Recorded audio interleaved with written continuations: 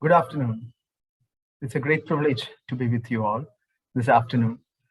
My name is Aju Matthew, and I was once a resident and a fellow at University of Pittsburgh. It's an incredible honor to be given this chance to deliver a grand rounds lecture on a topic that I hold very close to my heart, which is the financial toxicity in cancer care. First of all, let me extend my gratitude to Dr. Anna Lavarchik, who was once a colleague while I was doing my residency. I really appreciate this honor. Several of our colleagues, my wife and I trained, both of us trained at UPMC. She as a resident and myself as a resident and fellow. Some of our colleagues are still remaining in Pittsburgh as faculty. We extend our regards to them together. My son, who's a new addition to our family since we relocated to India, gets the first bite at the Journal of Clinical Oncology. Recently, after he got his first bite, I got a chance to glance through one of the recent papers, and I was struck by this curve. This is survival probability after you were diagnosed with breast cancer. There is an X factor that has caused some of these patients to fall in the red curve when compared to some who fall in the blue curve. What is that X factor? And it is something called red line. It is an illegal way of systematically influencing or impacting the delivery of services to people who live in certain localities because they are poor or because they belong to a certain ethnicity or community. In fact, the X factor is redlining. And the factor is those who have a house in a red-lined area have a bias against getting mortgages. And in fact, those people who live in those areas have inferior survival when it comes to breast cancer in the United States, of all places.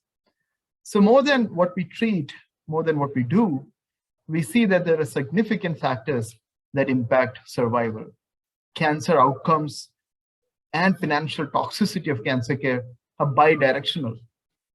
You get good outcomes, but it may impact in financial toxicity. And financial toxicity can impact detrimentally the cancer outcomes. So that is why I feel financial toxicity in cancer care is no more an elephant in the room. It deserves attention. It deserves our full attention and discussion. It is a time where we need to bring that elephant into our discussion. What is financial toxicity? Financial toxicity and financial distress are used to describe how out-of-pocket costs can cause financial problems for a patient. Out-of-pocket costs are what you pay for your medical care that is not covered by your health insurance. Some ways you get out-of-pocket costs is by co-payments, deductibles, co-insurance. I'm sure most of you who work in the US healthcare system are familiar with these terminologies. But let me introduce to you another terminology called catastrophic health expenditure.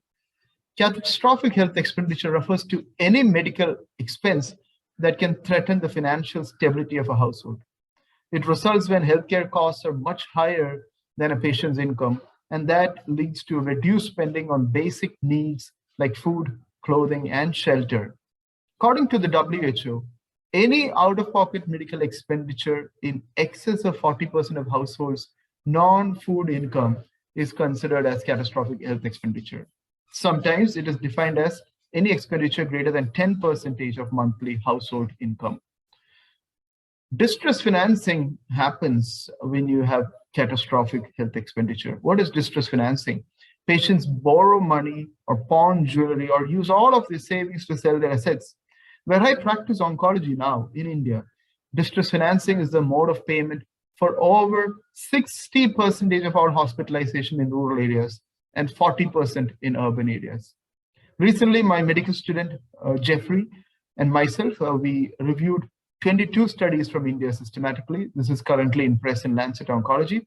And we reported that financial toxicity was prevalent by more than 50%. In fact, this is the major trouble for cancer care in India. And why does this happen? Because of a disparity in governmental spending versus out-of-pocket expenditure. So as the governmental spending, denoted by the blue bar plot, is low, the out-of-pocket expenditure in those countries rise, as we can see by the comparison between India and China versus a Western country, United States and United Kingdom. Governmental spending is important to reduce financial toxicity and out-of-pocket expenditure. So there is a huge impact of financial toxicity in cancer care in India. And why is that so? Because of high out-of-pocket spending, poor health insurance coverage, low public health spending. The government doesn't spend money on producing hospitals that can take care of the poor, higher incidence of an advanced disease, and a paternalistic practice of medicine, which I believe can be a force for good if used appropriately. Let me give you a conceptual framework of financial toxicity in cancer care. Financial toxicity results from both objective financial burden as well as subjective financial distress. The objective financial burden is due to the direct cost of cancer treatment, which increase over time from the diagnosis. That results in wages and salaries and savings and assets going down. So how does these expenditure come? From drug costs, medical costs, and other treatment costs. But all of that impacts this person or the family in creating subjective financial distress, resulting in anxiety and distress.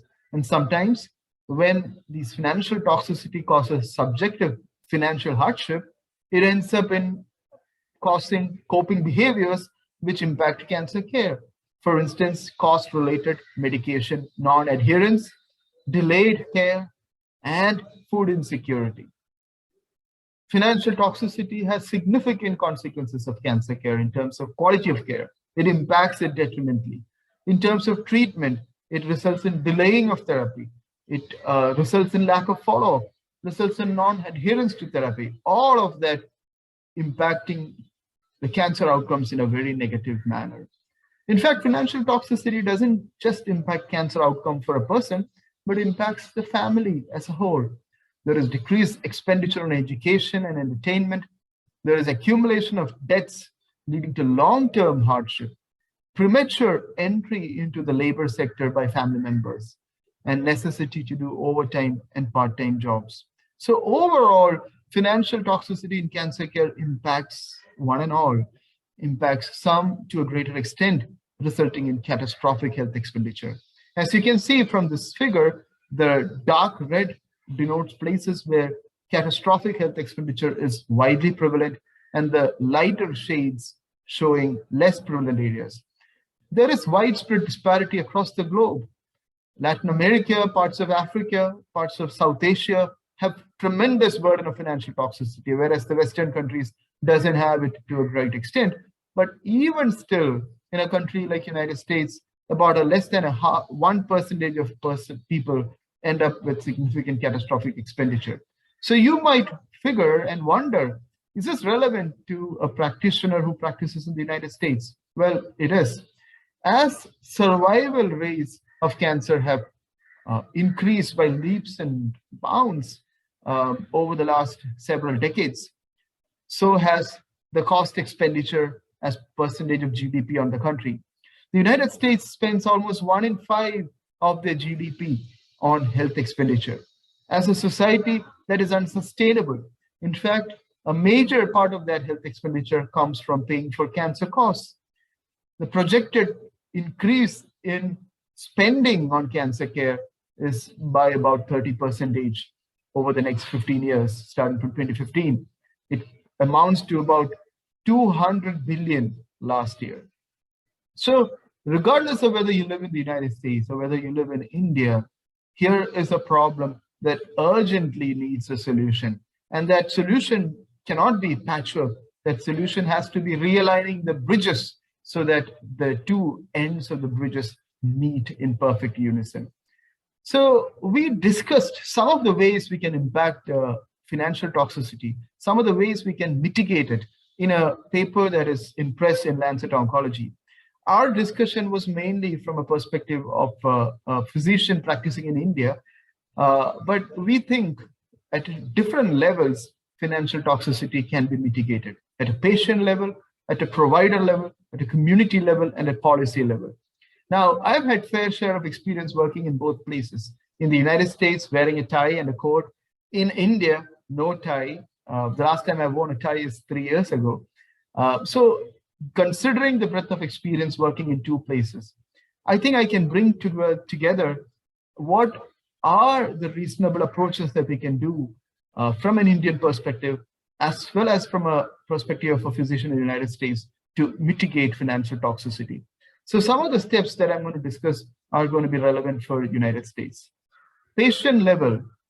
From an Indian context, it is important that we obtain accurate information on the disease and treatment options, get a second opinion, be forthright with the doctor about available resources, discuss and document advanced care directives. Now, these are all major barriers.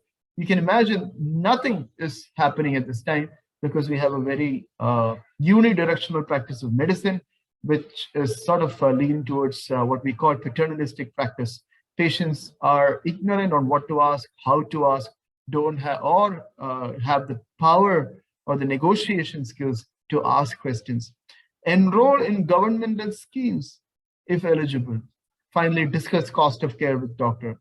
And what is an example in this context from a patient level that we can practice to mitigate financial toxicity? Discuss cost of care with the doctor. So what is happening in that?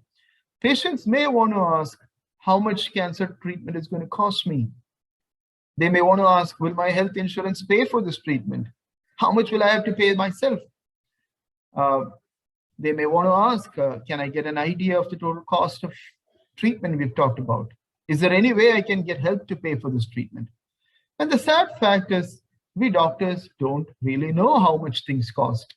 In fact, researchers at Johns Hopkins University randomly assigned 61 diagnostic laboratory tests to an active arm in which fees were displayed, or to a control arm in which fees were not displayed. Not surprisingly, during the intervention period, orders dropped 9% on tests whose fees were displayed. In contrast, orders increased 5% during the period on tests whose fees were not displayed. So knowing how much it costs will impact how we order tests. But do we really know? If a patient who comes to you in your clinic asks you now, doctor, you describe the treatment that you're going to administer to me. Can I know how much it costs? The real answer, at least from my perspective, from when I was practicing in the US until 3 years ago, was no, because I don't know. Will my health insurance pay for this treatment? How much will I have to pay myself? If they ask me this question, the right answer is no, because I don't know. Where can I get an idea of the total cost of the treatment we've talked about? The real answer is no, because I don't know. And that is why the Centers for Medical Services, CMS, have asked the hospitals to provide price transparency, upfront disclosing how much what costs. I hope this will impact the ability to answer these questions as we move forward. Moving on to provider level interventions. What can we do? From an Indian context, we can screen for financial toxicity in our patients. We can conduct cost discussion during clinical encounter. We can provide avenue for open communication, a very open communication between patients and their caregivers. We can collaborate with counselors and social workers. We can use judicious use of diagnostic tests. We can create resource stratified treatment guidelines. We can follow accepted treatment guidelines and practice principles of evidence-based medicine. We can avoid low-value care and choose wisely. We must ensure quality surgical care because we know, especially from a recent global study published in the Lancet Journal, that quality surgical care is still out of reach for vast numbers of patients across the globe, and it negatively impacts the administration and the outcome of cancer care. Appropriate use of radiation treatment protocols. Early palliative care for patients with incurable cancer. And finally, as a doctor, I can advocate for cost-sensitive policy making. Now, coming to some examples relevant for your practice in your clinic. Screen for financial toxicity. There are several tools that are available. One widely used tool is called the cost facet, because if this tool meets a threshold of financial toxicity, then it will prompt the patient to have a discussion with you about what they can do, about what together you can do to mitigate financial toxicity. But here's the problem. Conduct cost discussion during clinical encounter. In this recent study just published a few months ago, patients in a cancer clinic, older adults with advanced cancer, were screened for financial hardship using 3 questions. The first question was, at any time in the past 3 months, have you taken less medication than was prescribed for you because of the cost? Question 2, when you think about the amount of income that you have available in a typical month, is there enough for your food and housing cost? And question 3, when you think about the amount of income that you have available in a typical month, is it enough for things you really need, like clothing, medicine, repairs to the home, or transportation? If they answered yes to any of these questions, they were categorized as meeting the criteria for financial toxicity. And the question that these investigators raised in this study were twofold. One, is financial toxicity associated with health-related quality of life? And are conversations happening between doctors and their patients? And the finding is about 18% of patients reported financial toxicity, 1 in 5 in the United States, and significantly associated with higher levels of depression, anxiety, and impacted quality of life. But more importantly, only 50% of patients reported having a discussion on cost of care with their physician. Another area that we can work together on is judicious use of diagnostic tests. It is widely acknowledged that the US health system wastes billions and billions of dollars each year. And one area that is being repeatedly flagged is unnecessary testing. And that is despite getting the benefit of being a third-party payer health system with the much hated peer-to-peer and the prior authorization. In fact, I was reading a book written by a physician in his last days of life, and he was narrating how he was diagnosed with cancer. In fact, he was a neurosurgeon. His name is Dr. Paul Kalanithi. And he reportedly went to his primary care doctor with excruciating back pain and requested for an MRI scan of the back, but was given an X-ray. Subsequently, his cancer worsened, his pain deteriorated. He was diagnosed with lung cancer after a chest X-ray, which was done at the clinic in his primary care doctor's office, was read 2 days later as showing multiple cannonball metastasis. So 2 problems here. 1, a needed test was not ordered. 2, a simple test like chest X-ray took 2 days to be read. So it's clearly there is something wrong with the way we practice medicine in the United States. We are putting checks and balances on judiciously ordering diagnostic tests, but some of that may actually impact cancer care detrimentally. So that is why globally we have the Choosing Wisely campaign, which provides recommendations to doctors on what to choose and how to order. Another step that we as physicians in the United States can do is to avoid low-value care. A classic example is the example of bevacizumab. Bevacizumab is a monoclonal antibody against vascular endothelial growth factor. It is a top-selling drug. 83 billion or something in that sales income since 10 to 15 years of its product launch. It's a blockbuster drug. But one of my colleagues, Dr. Booth, recently wrote in Nature Reviews on his discussion with a patient, a 70-year-old woman with metastatic colorectal cancer. Let me read the way he proposed adding the drug bevacizumab to standard of care chemotherapy. He says, there is another drug that is commonly used in this disease, which is an antibody. It likely will not make you feel sick, but it is associated with some rare but serious side effects like heart attack, blood clot, and bowel perforation. This drug does slow down growth of cancer on a CT scan by 1 to 2 months, but trials have not convincingly shown that it helps patients to live longer. If it does extend life, it is likely to be a very small amount, 1 to 2 months at best. This patient looked at me and asked very clearly, why would anyone take that drug? And this drug is a blockbuster drug in the United States as well as in India. So use wisely, choose wisely, and avoid those medications, those procedures that are low value. Another way we can, as doctors, impact financial toxicity is by appropriately using the correct radiation treatment protocols. In fact, the Society of Radiation Oncologists, recommends several things that we can do to appropriately choose. Let me illustrate with an example.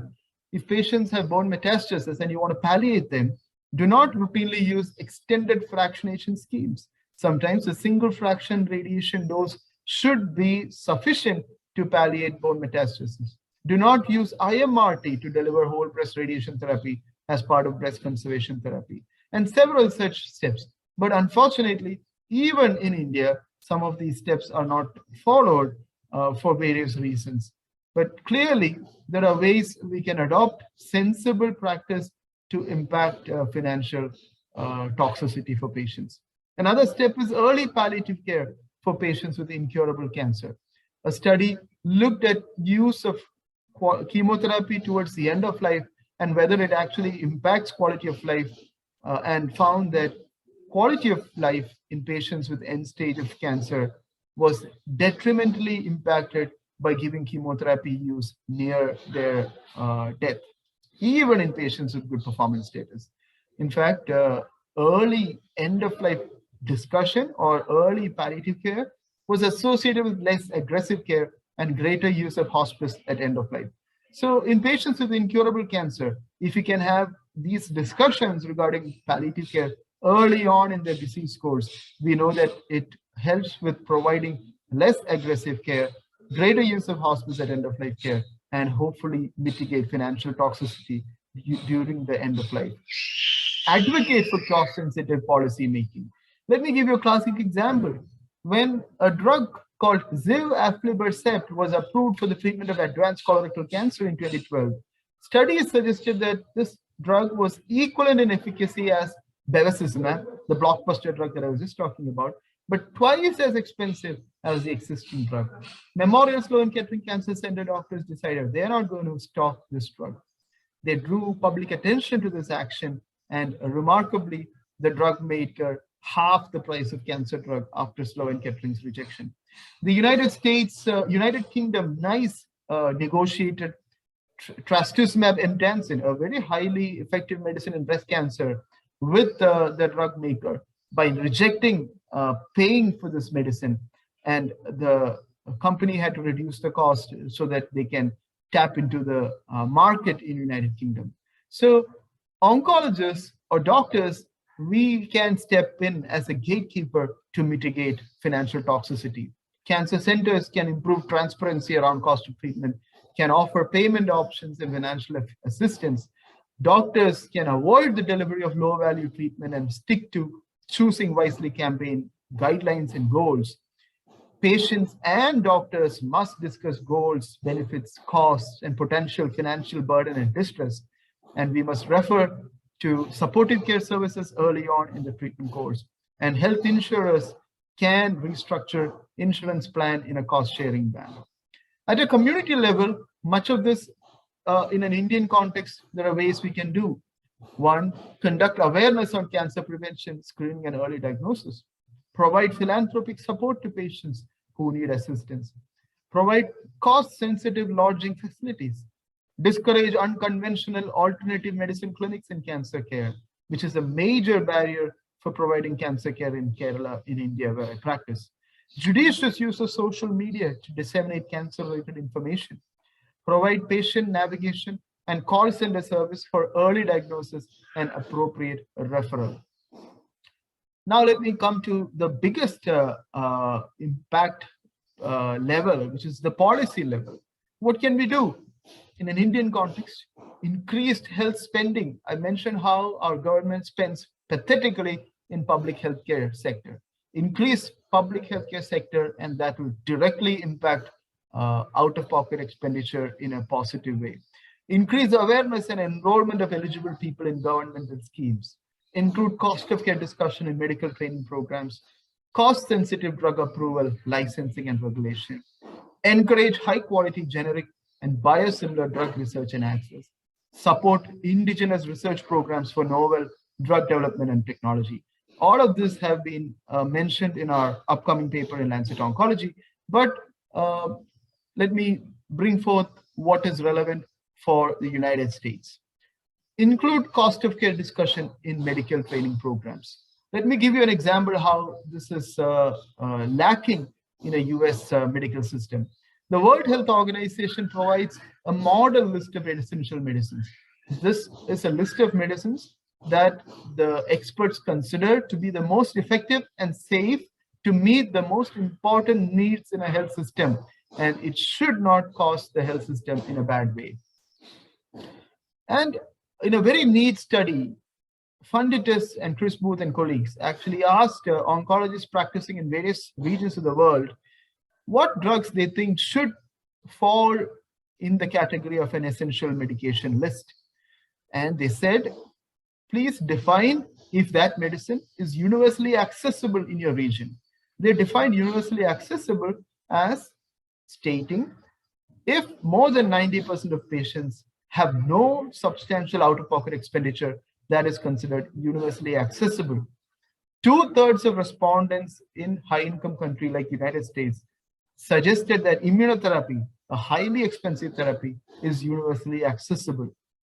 That means 2/3 of the respondents in United States thought that pembrolizumab is not causing significant financial toxicity and is widely accessible for more than 90% of the patients, which we know is not correct.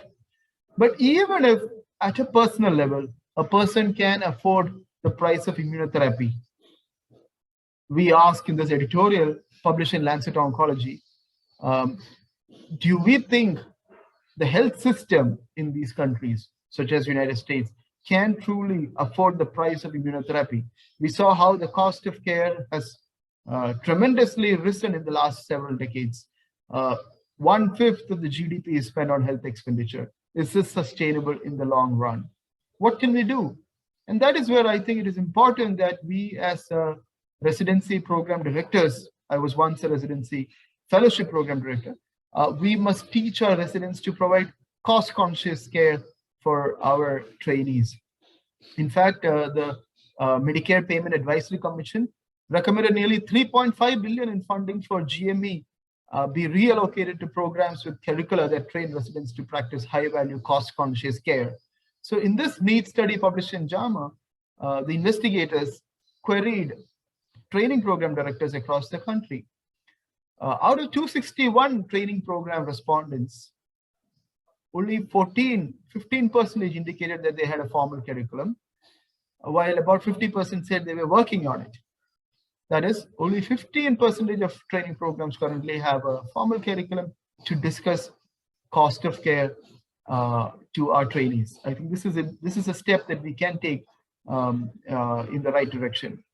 The next big impact endeavor is a cost-sensitive drug approval and regulation. And that is where I want to bring forth the idea of value-based medicine. Now, price is what you pay. Value is what you get. You may pay tremendous amounts of dollars and buy a diamond. You may pay $1 to get a gallon of water. But if you don't have the dollar to buy the gallon of water, 72 hours, you starve from water, you're probably going to die. You're not going to die with this high expenditure, multi-$1,000 diamond that you're going to buy. So price is what you pay, value is what you get. Value-based healthcare have several benefits for patients, providers, payers, society. For patients, it lowers costs and results in better outcomes. For providers, it helps in better care efficiencies, higher patient satisfaction. For payers, less money spent. For society, reduced health expenditure and better overall health. In order to assist with value-based medicine, the European Society of Medical Oncology brought forth the magnitude of clinical benefit scale. The scale considers overall survival, progression-free survival, disease-free survival, hazard ratio, quality of life, and toxicity, and queries every drug that have been approved in a curative setting or in an incurable setting. In a curative setting, if based on this evaluation, if the drug falls in category A or B, we can call it a substantial benefit. That is, there is significant value. If that drug falls in category C, it is a low value drug. In an incurable setting, if the drug falls in a score of 5 or 4, that shows it's a substantial benefit. But if they fall in 3, 2, 1, it is a bad drug. It is not really relevant or provides value in that context. Let me give you the example of pertuzumab, which is a newer monoclonal antibody against HER2 breast cancer. It has been approved in both early stage setting as well as in metastatic setting. In an early stage setting, when the ESMO magnitude of clinical benefit scale was tested, it gave a C, which means there is really no value for using this medicine in an early stage. But we use this medicine for nearly 100% of our patients who have HER2 positive breast cancer in early stage setting right now at Hillman Cancer Center, as well as here in India, if patients can afford it.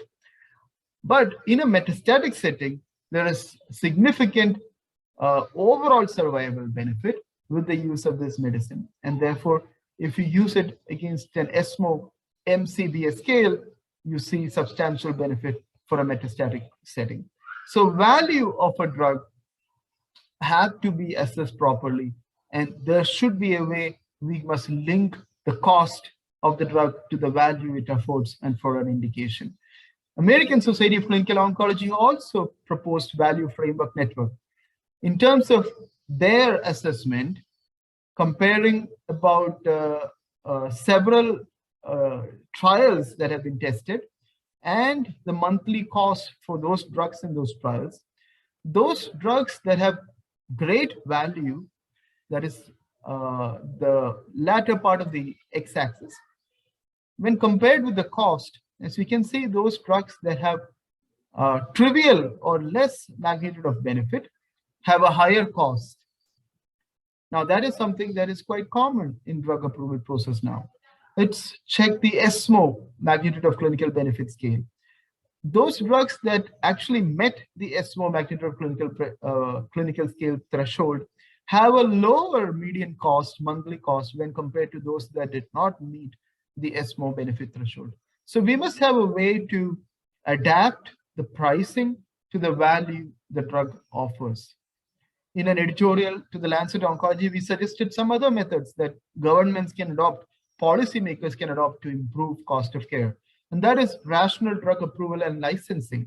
If a drug is not affordable in a country, the TRIPS, that is a universal, globally accepted intergovernmental agreement, trade-related intellectual property agreement, allows for compulsory licensing by the government to provide the license to produce the drug, a patented drug, without their permission to another country, to another company, for greater public health benefit. India has used compulsory licensing to bring down the cost of sorafenib for our patients. Often the threat of compulsory licensing is necessary to encourage companies to engage in price control or voluntary licensing of their patents to local manufacturers. Another way, sensible drug regulation and licensing can impact cost of cancer care is by judiciously avoiding the granting of secondary patents. Secondary patents are a strategy that has often been misused to extend the stranglehold of a patented product beyond the original exclusivity product period. Let me give you an example, just a recent example last week. Bristol Myers actually tried to extend their patent protection on a chemo drug called Abraxane, which they have been holding for more than 20 years, I believe, for extended periods of time. But thankfully, the FDA rejected the attempt of the company to extend the patent protection on their blockbuster drug by preventing secondary patent granting. Now, another problem, I think the biggest problem with the United States healthcare system is that your greatest, the biggest payer, the Centers for Medicaid, Medicare, does not have the power to negotiate. And that is why, if you compare the cost of several drugs With a comparable country like Norway, you see that the cost of drugs in the United States, depicted by the blue bar plot, is significantly higher than what is available in a similar country in the West, Norway here in this example. Another way to reduce financial toxicity as a policymaker is to encourage high quality generic and biosimilar drug research. Now, what are generics and biosimilars? Biosimilars are biologically similar products, similar to the original innovator monoclonal antibody, but produced through reverse engineering, that have been shown to have similar structure, and if similar structure, they are considered to have similar efficacy. Now, the burden of proof lies in analytical validity rather than a phase 3, phase 4 testing program for an original innovator. But in various drug extrapolation trials, for example, in the setting of HER2-positive breast cancer, when compared to reference biological trastuzumab, the trastuzumab biosimilar called Ogivri have provided similar pathologic complete response when used early on in a neoadjuvant setting. So extrapolating that to other diseases such as gastric cancer where trastuzumab can be used, help reduce cost of drug by more than 20%. In fact, I believe it can be reduced even further. Similarly, generics can also reduce the cost of drugs.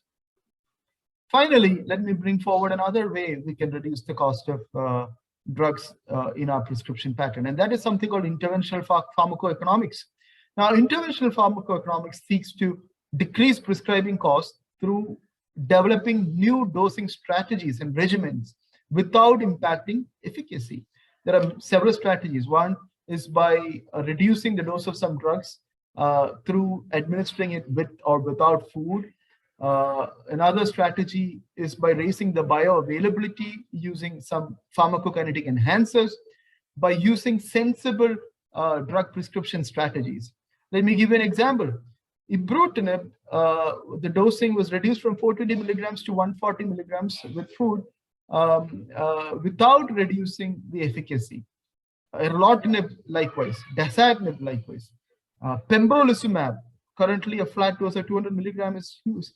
But if you can use it at a 2 milligram per kilogram body weight dose, you are able to lower the dosage without missing out on the efficacy. One common way I reduce costs in my practice is by giving biological molecules along with food to increase bioavailability. For example, abiraterone, the classic dose is 1,000 milligrams in a fasting stage. But we know from pharmacokinetic studies, pharmacodynamic studies, that if you give a 250 milligram dose, that is 1/4 of the original dose with food, you increase the bioavailability and get almost similar efficacy. Lapatinib is another example. Serotinib, this is one common drug that I dose at a much lower level by giving it with food. Venetoclax, when used along with an antifungal called posaconazole, can be used at a much lower dose. So lowering the dose reduces the cost without impacting efficacy. Immunotherapy, nivolumab, atezolizumab, pembrolizumab, these are all high value, high impact, high cost medications, but these are all dosed at a rather closer interval, whereas their half-life suggests that, and the receptor binding suggests that a larger time interval is acceptable. For example, atezolizumab can be administered at a 12-week interval. In my practice, if I am delivering atezolizumab, sometimes I do not give it every 3 weeks, but I give it every 4 weeks, a small compromise. But if I give it for 1 year, I can help save 5 infusions from the patient and thereby save the cost that much. For instance, in a year, if the patient was supposed to get 17 doses, I reduce it to 12 doses.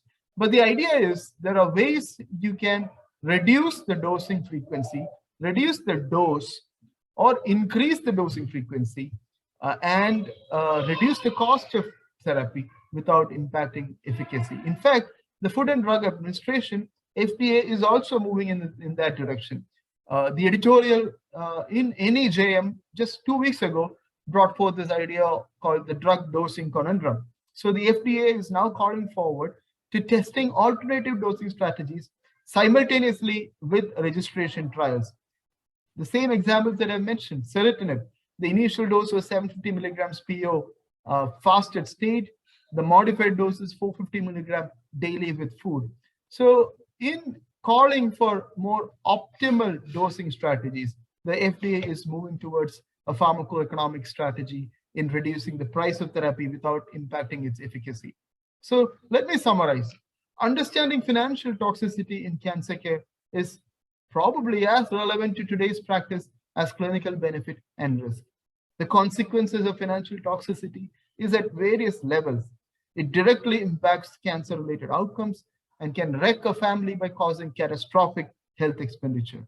As doctors, as patients, as community members, as policymakers, there are steps we can take to mitigate the impact of financial toxicity. And we must do what it takes to heal the world and help cure cancer, as well as protect our patients and our society from the burden of financial toxicity. Thank you. Once again, let me thank you for this opportunity to deliver this grand rounds. It's a great privilege and honor. Thank you for your kind attention. Thank you.